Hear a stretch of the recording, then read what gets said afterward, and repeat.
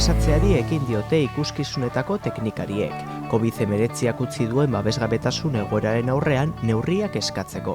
Sektore horretan lan egiten duten hainbat aiaraldearrekin bildu gara, bizi duten egoera ezagutzeko.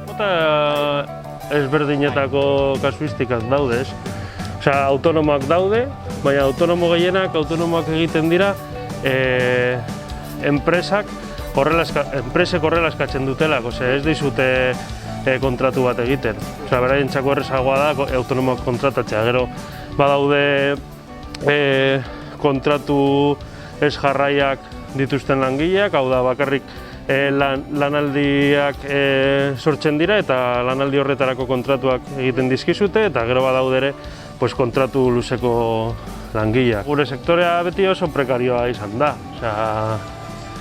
Egoera honek asko astindu gaitu eta asko larritu du, edo jarri du erdigunean genituen gabeziak, baina gabezia horiek zeuden. Gure lanaldiak oso luzeak dira, adibidez egin dezakezu lan maiatzetik urrira, baina gero beste 6 hilabetetan ez daukazu lanik, eta adibidez Frantzian eta Europako beste herrialde batzuetan badago estatuako abesten zaitu alde horretatik, eta baduzu ingreso bat lan egiten ez duzun hilabete horietan. Betiko erritmoan agian, martxotik ona 100 emanaldi edo kontzertu edo kongreso ezberdin egin ditzakegu, eta nire kasuan, koronavirusaren kontua agertu denetik, egin ditut lan martxotik irailera 2 egun lan. Eta lan egin duenak egin du oso momentu konkretuetan edo kasu solteetan, baina inor ez dago gaur egun horrela erregulartasun batekin lanean, orokorrean. Familia askok udaz bizi dira, gure sektorean, porque taldeekin jirak edo gauza asko egiten dira kalean, eta guzti hori bertan gelditu da. Orduan, familia asko gelditu dira, ingresorik gabe. Legeak dioenez, gehienez 8 ordu egin daitezke lan, eta gero ordu estraren bat, baina gure kasuan, hori emanaldi bat edo kontzertu bat aurrera eman izateko ez da posible. Ordu gehiago sartu behar dira, bai edo bai. Nik uste dut hemen gehienok egin dugula lan egun batean 20 ordu baino gehiago. Eta hori batzuetan ez da egun bateko gauza. Behin baino gehiagotan gertatu daiteke uda batean. Eta adibidez 6 egunetan, 4 ordu egitea egun batetik bestera, 16-15 ordu egiten dituzulako lan egunero. Eta gero ez dizkizute ordu estrak ordaintzen. Oraindik mugak edo restrikzioak badaude ezarrita, baina behin horiek desagertuta ere, nire ustez pasatu beharko da denbora nahikotxo betiko ritmoa berreskuratu arte. Pienso que si en la pandemia hemos tirado de cultura, hemos estado viendo series, hemos estado oyendo música, leyendo, viendo muchos vídeos en streaming de compañías de teatro, de conciertos. Creo que nos toca echar una mano a la gente de la cultura. Hemos ido a los bares, hemos ido a los restaurantes, hemos estado con esta nueva normalidad que nos han impuesto, y creo que les tenemos que echar una mano al sector de la cultura del que tanto nos hemos aprovechado.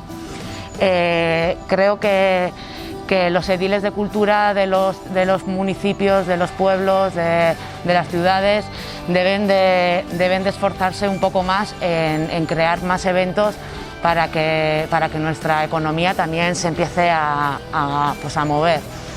Creo que nos deben esa pequeña ayuda, porque al final somos mucha gente, muchas familias que estamos involucradas en este mundillo y necesitamos su apoyo. Yo a esos ediles de cultura que llevan 6 meses parados y no han hecho nada en sus pueblos, les mandaría una pequeña reflexión, que pensaran un poco qué lugar están ocupando, porque no están haciendo absolutamente nada. Por ahora, desde marzo hasta ahora, la gente que ha ido a conciertos y a festivales o lo que sea, no ha habido ningún contagio, y eso será porque estamos haciendo las cosas bien. Pues hace 25 o 30 años, con respecto a lo de ahora, no tiene nada que ver. Entonces se trabajaba sin medidas de seguridad, se trabajaba a lo bruto, se hacían tomas de corriente sin ningún tipo de garantía o de seguridad, donde sea. Además, te lo imponía el ayuntamiento, conecta ahí, y era una farola. Antiguamente se trabajaba todo en B porque incluso los ayuntamientos así te lo exigían.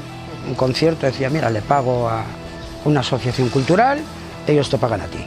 Con lo cual iba todo en B. Ahora tenemos que trabajar todos en A, se cobra lo mismo o menos que entonces, y entonces en ese sentido, pues bueno, no se ha ganado mucho, la precariedad está ahí, nadie tenemos el trabajo asegurado. Y luego hay otra cosa curiosa que casualidad me ha pasado esta semana, es que han apelado a los técnicos a que se bajen el precio para poder hacer eventos. O sea, ahora tenemos que ser solidarios y eso ya es una cosa ya que me causa risa. Y al final es que lo que pasa es que encima luego vamos a serlo.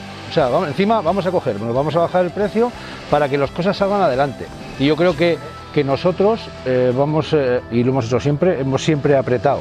Y es un momento que no seamos solo nosotros, sino que los demás sean un poquitín valientes y que ya que estamos en una situación de riesgo, porque estamos en esa situación, que la gente arriesgue también un poquitín, ¿no? Sobre todo estoy hablando del sector político. Entonces, de alguna manera habría que decir a la gente, oye, estamos ahí, las obras siguen, la cultura sigue para adelante y hay que acudir, entre otras razones, porque también lo que como ha comentado Bea, pues hay que comer.